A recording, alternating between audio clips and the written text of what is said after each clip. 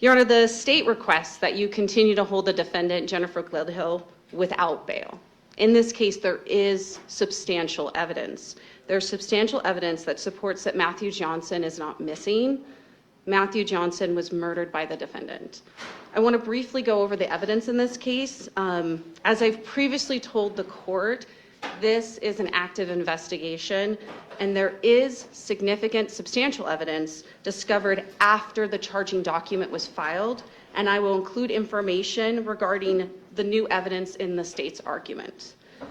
So first, Your Honor, Matthew has not been seen or heard from since September 20th of 2024. He's not been to work. His family and his friends have not seen him. There's no phone records or bank records, no activity. His military ID and his passport were found in the master bedroom, and the last person to see him alive was the defendant. In fact, some of the new evidence the state has are videos taken that night of the defendant and Matthew arguing in the master bedroom. I now want to talk about the evidence that was provided by the identified informant. On September 22nd, the defendant confessed to the informant that she shot Matthew in the master bedroom with a gun as he slept in the master bed. She confessed that she smashed Matthew's cell phone and hid his truck in a neighborhood near the house. She also confessed that she loaded Matthew's body into a rooftop storage container, slid him down the stairs, and loaded him into the back of her minivan. She confessed that she took Matthew's body north, dug a hole, and buried him in a shallow grave. And she confessed that she cleaned everything up. Much of the information that was provided to law enforcement by the informant has been verified by actual tangible evidence. Evidence which the state will now present in our detention hearing exhibits. And I spoke with Mr. Diaz before this hearing, and I believe he does not have any objection to the state's exhibits. No, Your Honor. Thank you. So if we could start with the state's exhibit 1. And I have printed out copies of these for Your Honor to be able to retain as detention hearing exhibits. Thank you. So state's exhibit 1 is actually a Google map, but what that is the phone mapping of the defendant's phone. And what you are seeing is that the phone at the very top red dot is the residence of the defendant and the victim. And on the early morning of September 21st, her phone data tracks her on that blue line all the way down to the bottom red dot, and where on September 30th, Matthew's truck was recovered. In fact, it tracks her in the early mornings on the 21st, which is verified by the fact that a doorbell camera from a neighbor recorded that the truck was present there at 6 a.m. on the 21st. It also tracked her there at that location where the truck was located on September 25th. And then State's Exhibit 2 is Matthew's truck that is registered to him that was, again, located by law enforcement at that location.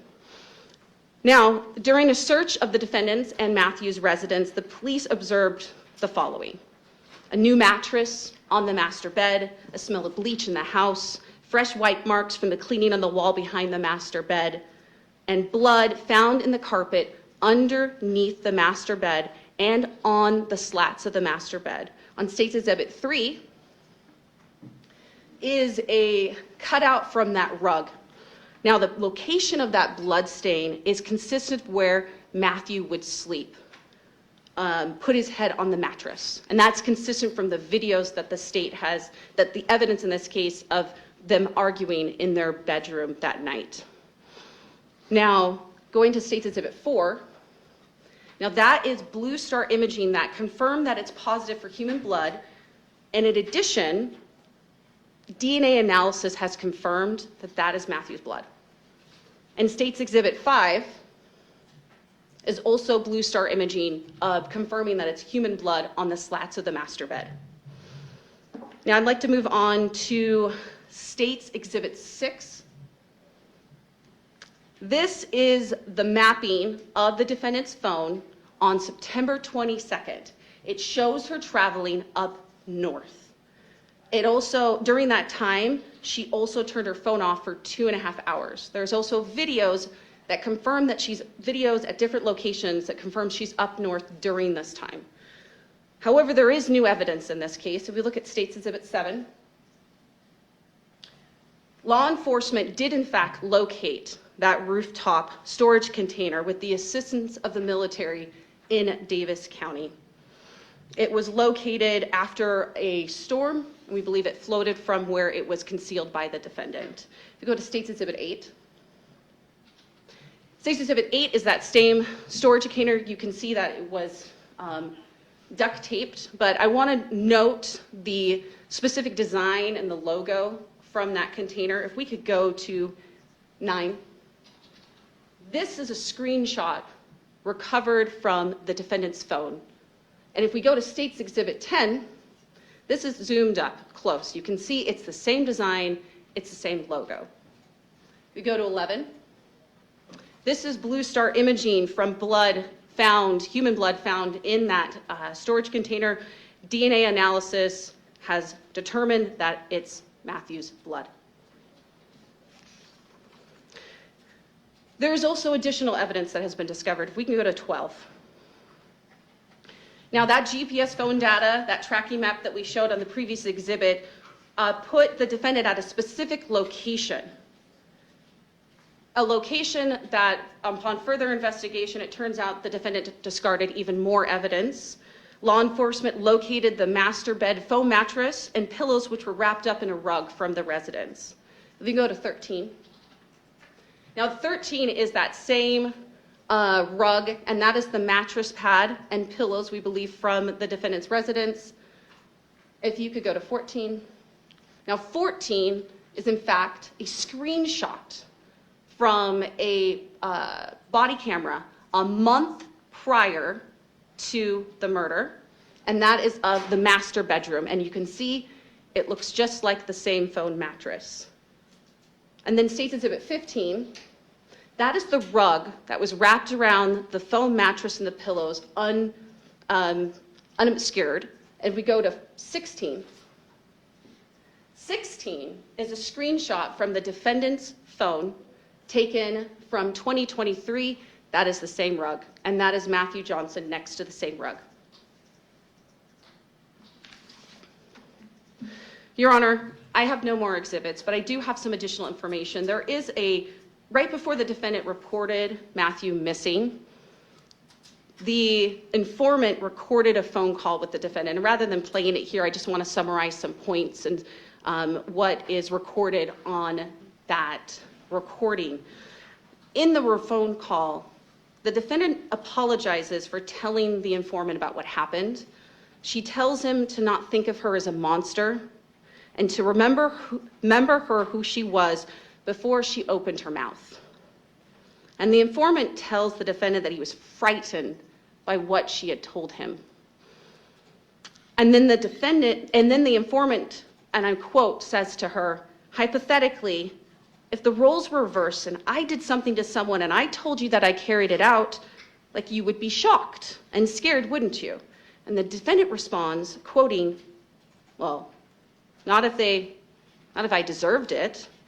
I always preached that I was like the Queen of Hearts in my past lives because I'm like off with their heads. I'm like, if we could just round up the scum of this earth and put them on an island or just kill them all, I could shipshape this country back into a good place. Now then, even in that phone call, she starts claiming that this is just a hypothetical situation. However, she tells, and I quote the informant, I think that the fact that you got scared of me, that part, broke my heart, because I was like, wow, if you think I could even hurt a fly, like he's not a person. He wasn't a person anymore. He wasn't Matt anymore. And what's key from that recording is at this point, Matt hadn't been reported missing. Yet the defendant was referring to him in the past tense. Now, moving on to the other prong, there is clear and convincing evidence that the defendant presents a substantial danger to the community and to the integrity of law enforcement's investigation if released on bail. Now, the defendant previously made an unsuccessful attempt to get a protective order, and the defendant believes, the state believes the defendant was very calculating in her crimes. Just days after that temporary protective order was removed, she arranged for the children to stay at her parents' during the evening that Matthew was killed. And she asked her parents to keep the children home at their house for another day, presumably while she was cleaning up the crime and disposing of Matthew's body. The evidence is significant that the defendant obstructed the investigation by removing the mattress and replacing it days later with a new mattress. The cargo box that had been observed by witnesses at the home on prior occasion was disposed of and then later located. The mattress pillows and the mattress pad were also disposed of and then later recovered. However, the mattress is still missing. The gun is still missing. The very gun that we have video of her handling, and the same gun she showed the informant just days before the murder. We did find the box of the handgun.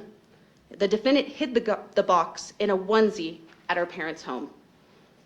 Your Honor, she's already shown that she will tamper with witnesses, but she also told the informant not to say anything.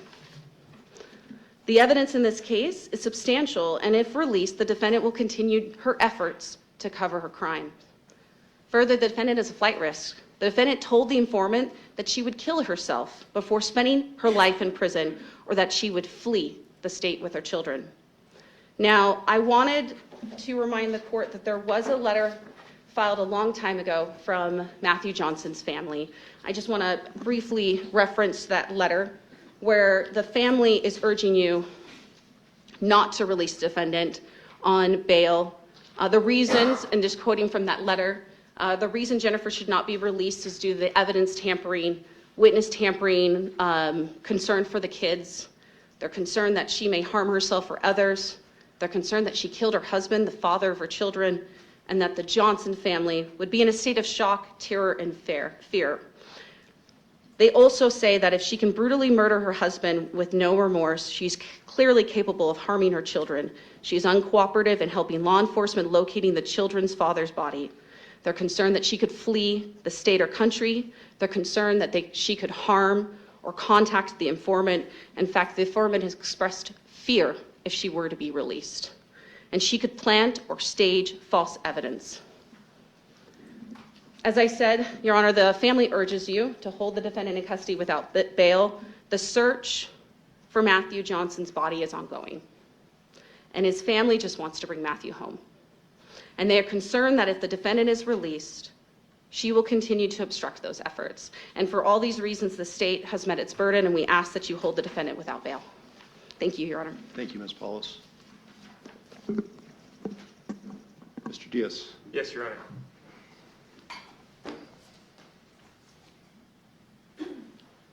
I think when you're looking at evidence, oftentimes when we're doing this job, you realize pretty quickly that there are oftentimes two sides to every story, and explanations that if offered, could make sense in different contexts. I think there's a lot of that here in this case. Now, getting to what the state has to show in order to maintain the no bail hold. As the court knows, they have to satisfy the substantial evidence problem. The two biggest factors that cut against the state's requirement of substantial evidence are the lack of a body and lack of a murder weapon. Mr. Johnson is a highly trained Special Forces officer with several tours of combat under his belt and is equipped with abilities your standard citizen simply does not have. These abilities and experiences give multiple explanations and possibilities that have nothing to do with Ms. Gledhill as it relates to his disappearance.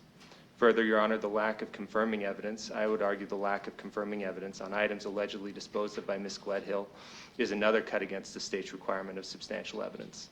The state claims to have found a travel container Ms. Gledhill allegedly used to dispose of the body, and that container contained, and going back to, the court had an opportunity to see what that container looked like. The possibility of Ms. Gledhill being able to fit a full-grown man inside that container, to me, seems difficult and limited. And I do think it cuts against their argument of substantial evidence. Additionally, the state noted that there was DNA found within that.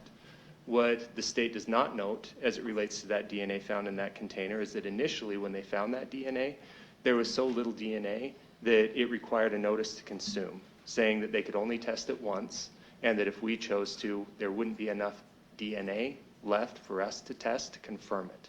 Now, they were able to do some things, and they were able to save enough for us to test, but that's how little DNA that we're talking about is found in that storage container. The state also found a rug, foam mattress topper, and a pillow.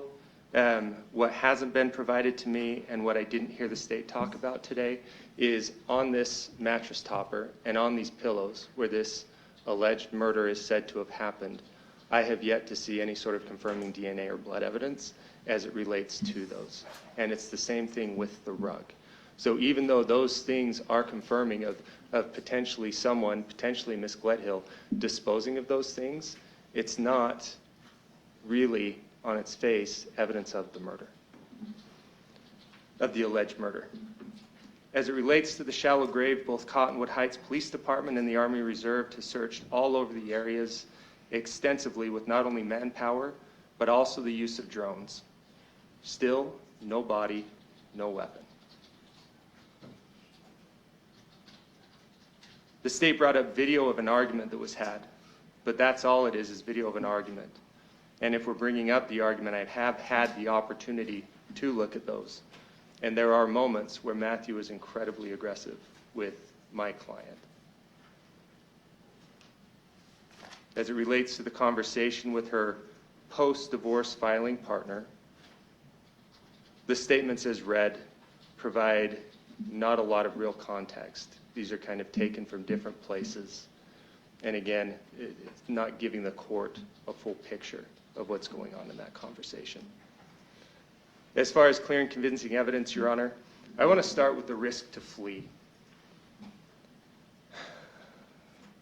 Between the time that there was about a week, 5-6 days, I can't remember specifically what it was, between Ms. Gledhill's first interview with police, where they interviewed her, they executed search warrants, she knew exactly what they were looking for, and her actual arrest for this. If she were going to flee the jurisdiction, if she were going to commit suicide, she would have done it there. Instead, she went and hired an attorney and chose to begin her battle to fight for her innocence. So I don't think that there's a risk to flee here, and I don't think that the court can find by clear and convincing evidence with that there is a risk to flee the jurisdiction. As far as creating a substantial danger to any other individual or the community, if the court believes there is substantial evidence to support the charges, there's not clear and convincing evidence Ms. Gledhill is a threat to anyone or the community. Ms. Gledhill has no criminal history and has lived in the Cottonwood Heights area for most of her life. She has a very supportive network of family and friends who know who she is and know her well. Many have signed letters of support that were filed with the court this morning. I hope the court had an opportunity to read those. I did read those. Thank you. Further, there are conditions of release available to alleviate any concerns raised by the state. I know a lot of the concerns of the state relate to possible tampering of evidence, possible threatening of witnesses. My client is more than willing to engage and abide by whatever conditions the court deems appropriate. That includes protective orders, that includes GPS monitoring, and that includes all PR level 5 conditions. She has places that she can live so that there are people that she's around regularly. And so there are conditions that should alleviate the court in her not being a threat to anyone in particular, nor the community at large. So with that, Your Honor, we are asking that you release Ms. Gledhill. We're asking that you release her with ankle monitoring, with PR level 5 conditions, and allow her to fight this case on the outside. With that, does the court have any questions for me? I don't have any questions. Thank you. Thank you, Your Honor.